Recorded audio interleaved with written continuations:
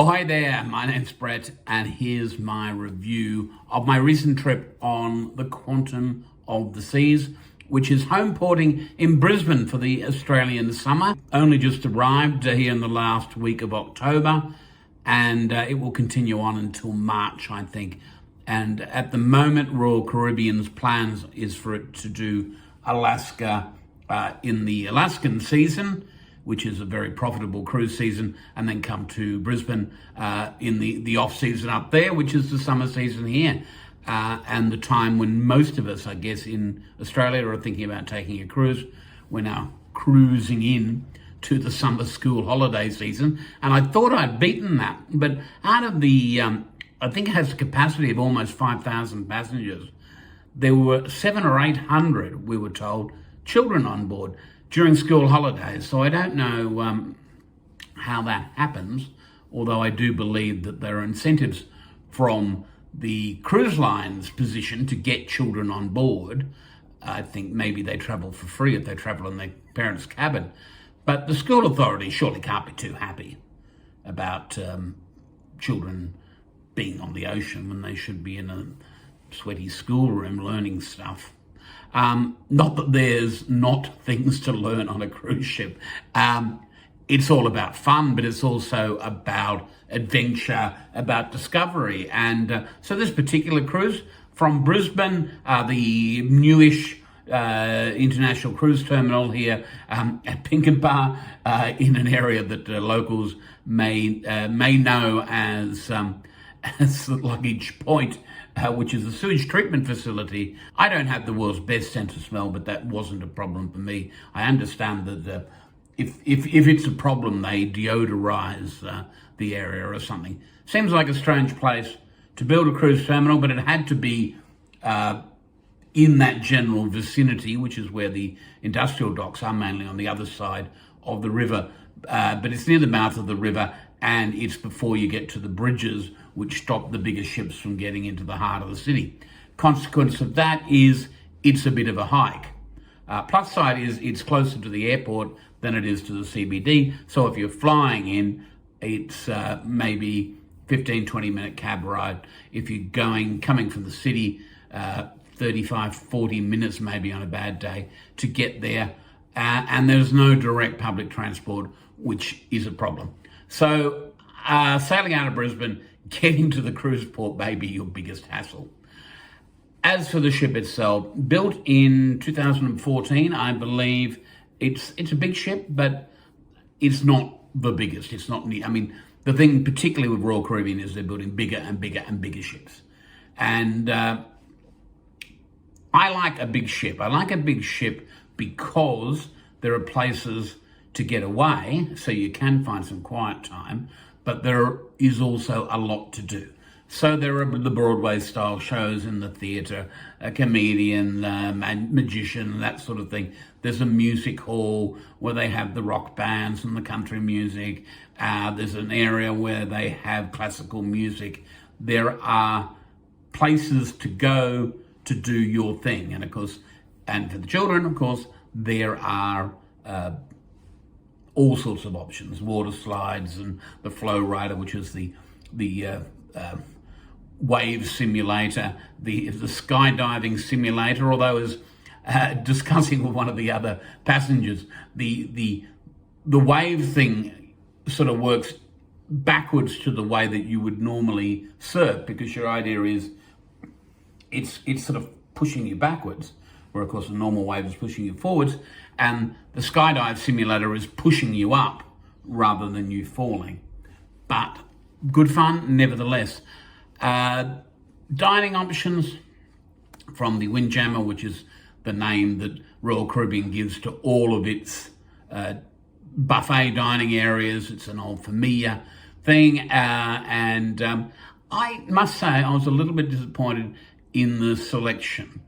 I thought the food was quite good, but I would have liked more choice in terms of the buffet. They do cater though for people who have gluten intolerances and people vegetarian, vegan. There are those options there for those people. The dining room, I was in one of the main dining rooms, and I was sat I chose, I could have had anytime dining, which by definition is more flexible, but I chose to be seated at 5 o'clock in the evening. Not only because I'm old, but because that seems to me the best time to see have your dinner and then go and see a show, which generally starts around 7:30. And I was sat with some people who were also solo travelers, some of them very well traveled. They'd been on lots and lots of cruises, others just dipping their toe into it, as it were, and me somewhere in the middle. It was my 18th cruise, 19 if you count river cruises.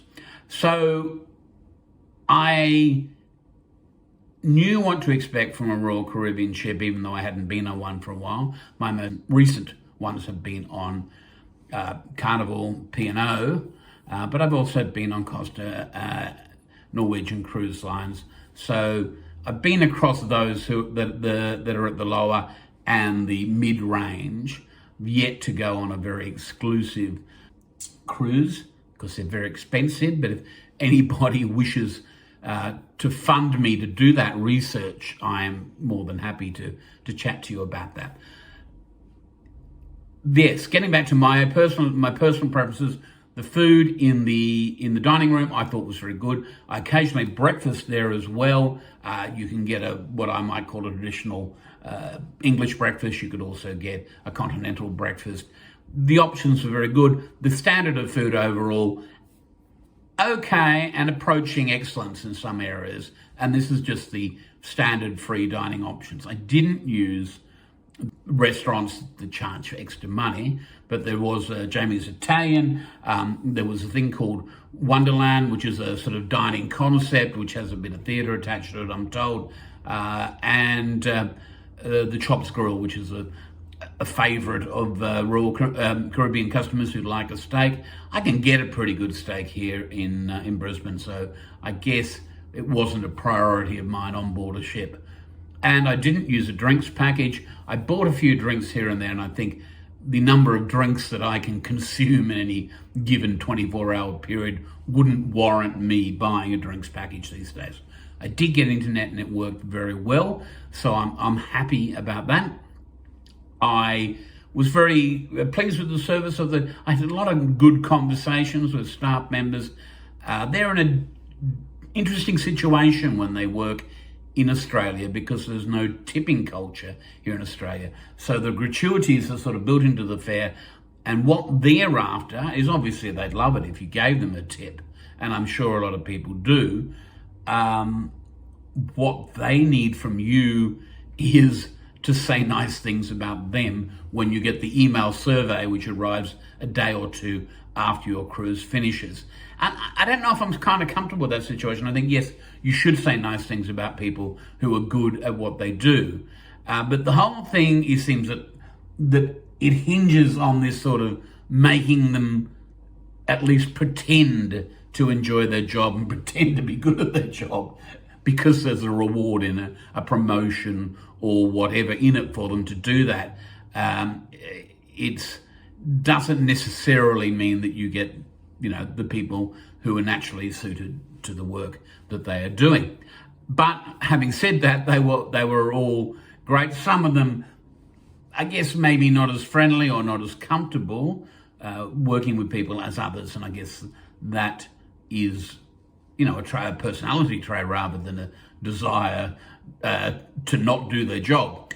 And it's a difficult job because they're away from family and friends for a long time. So all hail the crew. Cruise director John Carter, I believe his name was, he was very good. Former actor and stuntman. He gave a little presentation at the end of the cruise about his interesting career and the way he got into working on ships. There was also a guy talking about electronic vehicles, part of the sort of enrichment program. There's always some little thing going on, and it's only actually after some of them had finished that I found out about them. Mainly, there is a printed compass guide to what's going on, but mainly you rely on the app. And the app is so voluminous that sometimes you miss things that are happening.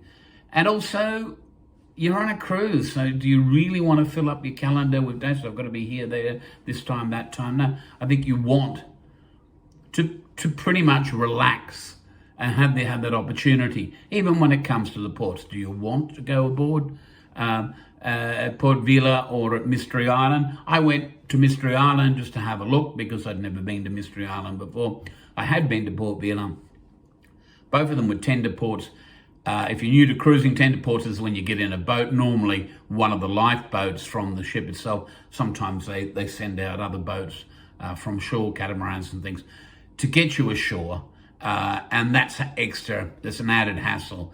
And on the first day, there was some problem, meaning that they couldn't get as many tenders out as they wanted. And it took a long time before people were able to get to Mystery Island, meaning that a lot of them did pretty much what I did, which was get there, have a quick walk around, and then join the queue to come back again. I wasn't there for lying on the beach or playing, doing snorkeling or rowing,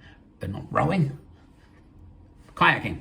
That wasn't my jam, but I understand a lot of people were there for that and enjoyed it. But that again comes back to choosing the way you cruise.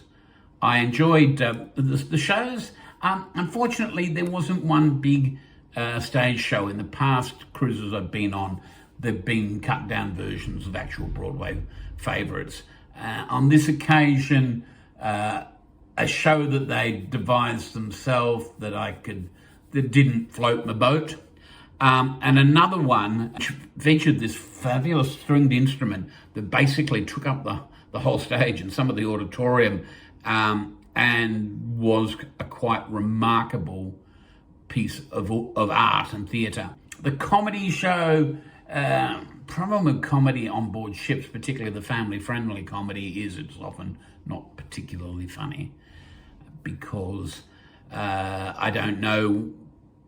Well, I do know is because you try to talk to everyone from age 5 to age 100, and there's no sweet spot to hit in the big hall, but there is. Maybe he did a late night performance, which I think might have been a little bit more my thing and the thing of some of the other people, adults on board. There was a magician who I thought was going to be a big spectacular, throw a lady in half, make people disappear, all that sort of thing, and was more sort of close-up magic and a little bit of physical comedy, which was quite good and wasn't to my high standards. And if you don't know, I was a theatre critic for 20 years, so I guess my standards are a little bit higher than the average person's.